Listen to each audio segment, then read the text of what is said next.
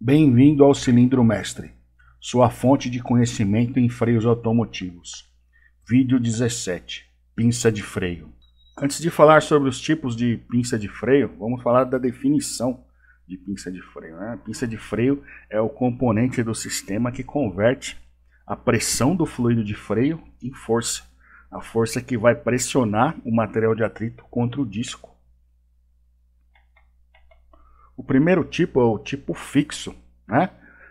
Esse tá aí desde o começo e ele conta com pistões e pastilhas dos dois lados do disco, né? A carcaça aqui, ela é fixa, ela é presa diretamente na manga de eixo. Então, quando a pressão do fluido de freio aumenta, aqui representado por essa área amarela, né? Promove a movimentação do pistão, que encosta aqui no disco, encosta o material no disco e promove a força de frenagem, né? Promove o torque de frenagem aí. Essa força dos dois lados do disco é chamado de clamp force. É a força da mordida, né, do material de atrito no disco aí. Aqui nessa vista explodida de uma pinça fixa de 4 pistões, os pistões são o item 14 aqui, né? O item 13 é um anel de vedação que vai internamente na carcaça aqui. O 15 é uma vedação que fica faceada na carcaça. O item 9 são o que você tem para segurar a pastilha no lugar, o material de atrito, né? 3 e 4 também promovem a fixação da pastilha no lugar. O item 8 aqui é um pedaço de tubo de freio que faz a comunicação do fluido para os dois lados da carcaça, né? Porque a gente tem que ter fluido dos dois lados dos pistões. Então esse tubo aqui promove a passagem de um lado para o outro. E tem o item 2, né, os elementos de fixação que fecham aí a carcaça. E eu gostaria que vocês notassem aqui a complexidade da usinagem das carcaças, né? Elas são bem detalhadas e são bem trabalhosas de usinagem, né? Demandam bastante hora de máquina para fazer isso aqui.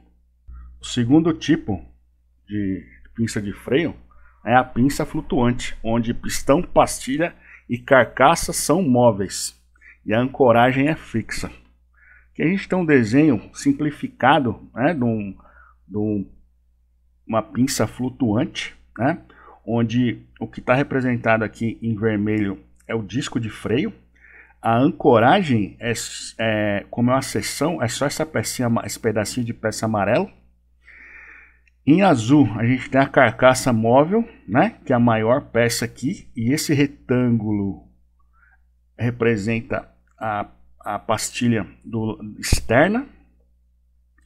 Esse outro retângulo é a pastilha do lado interno, e esse retângulo maior é a representação do pistão da pinça flutuante. Note que a pinça flutuante tem pistão somente em um lado do caliper, que é o lado de dentro do carro, né? Já que a gente prende a roda nessa face aqui. Então é só na face oposta à face que se coloca a roda no carro. Tá joia? Isso aqui é motivo didático, né? A folga que a gente tem entre material de atrito e disco não é essa proporcional ao que você está vendo aqui. A folga que a gente encontra aí é em torno aí de 1/10 de milímetro. E o sistema se comporta da seguinte forma: ele tem dois movimentos, né? O primeiro movimento aqui, qual que é? Quando se aumenta a pressão de fluido de freio aqui nessa câmara que está aqui sem cor, né? O fluido entra por aqui, ele está preenchendo esse espaço. Então, com o aumento da pressão, essa pressão empurra o êmbolo e o material de atrito contra o disco, enquanto a carcaça móvel e a outra pastilha de freio, no primeiro momento, ela está parada. Enquanto o material de atrito não encosta no disco, não tem movimento das peças azuis aqui. Então, por consequência ainda do aumento de pressão, é que se faz outro movimento da carcaça móvel e do material de atrito para esquerda e dessa forma se encosta o material de atrito na outra face do disco. Então esse é o principal motivo do desgaste desigual de pastilhas, né? A gente tem sempre a tendência de desgastar mais o material de atrito que está encostado no pistão, porque ele é o primeiro que encosta no disco. Agora vem a pergunta, como essa carcaça se move, né, com esse aumento de pressão de fluido? O que acontece? A ancoragem é essa peça aqui contínua, né, que tem aqui o furo de fixação onde se prende na manga de eixo. Então essa parte está solidária, ela não tem movimento. Essa que é a carcaça móvel que segura o pistão aqui, né? Nessa parte cilíndrica, aqui tem a entrada do fluido de freio, aqui tem o sangrador e a tampa de plástico do sangrador, que tem o pistão aqui dentro e o material de atrito que a gente não consegue ver aqui, a pastilha. Mas o que acontece? Esse sextavado aqui, na realidade, ele é um pino roscado, que na parte que entra na ancoragem tem a rosca, né, para fixar, e aqui ele tem um corpo liso que desliza em cima dos furos da carcaça. Então ele tem um pequeno movimento aqui. Vale lembrar que a gente está falando de um movimento muito pequeno, né? Você tem mais folga aqui porque você tem que prever aí o desgaste do material de atrito, mas no uso do freio não se passa aí de 0,2 de milímetro essa movimentação. Então você com certeza, se você pudesse ver essa movimentação, você tinha que prestar muita atenção para visualizar isso aí, né? Você tinha que tirar a roda do carro e fazer o acionamento, a aplicação no pedal para poder ver essa ligeira modificação, porque o material de atrito sempre fica muito perto do disco.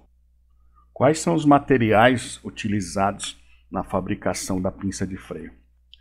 A gente tem aqui o alumínio, que é utilizado na maioria das pinças fixas.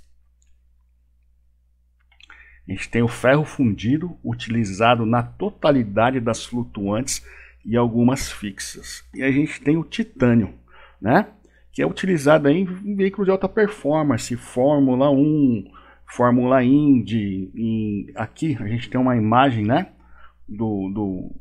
da pinça da Bugatti, né, que foi impressa em titânio, impressora 3D. Então esse aqui é o high-end aí de pinça de freio, né? Mas vale lembrar aqui por que tem essa diferenciação aqui, porque você tem ainda peça de ferro fundido, né,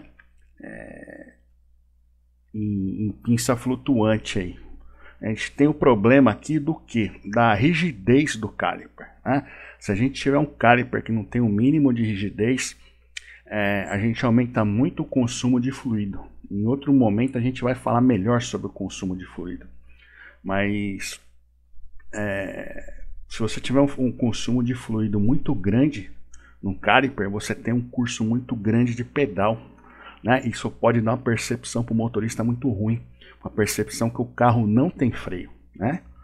Então, o que acontece aí na maioria dos carros, os carros comuns, o carro de rua que você tem hoje, você tem pinça de ferro fundido e pinça flutuante, né? Onde você vai achar mais pinça de alumínio pinça de competição.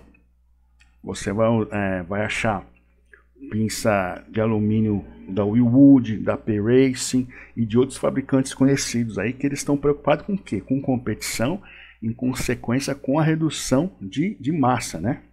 E também se acha pinça de alumínio em carro que não chega a ser um Bugatti, mas é um carro de alto desempenho. Você vai achar essa pinça de alumínio fixa em Corvette, você vai achar em outros carros de performance aí. Um outro lugar que ainda se acha pinça fixa de ferro fundido é em picape média. Hilux, Ranger, L200 tem pinça fixa de 4 pistões de ferro fundido. E a preocupação qual que é? Não é peso, a preocupação é o feeling de pedal, né? A passar uma boa sensação para o motorista que o carro tem um freio adequado. Agora nós vamos falar sobre as vantagens e desvantagens da pinça fixa e da flutuante. Qual que são as vantagens da pinça fixa? A distribuição igual do clamp force, porque você tem pistão dos dois lados do disco, né? Então, no mundo ideal, você teria a mesma força dos dois lados do disco, a mesma distribuição de força no disco, a mesma geração de força de frenagem dos dois lados do disco.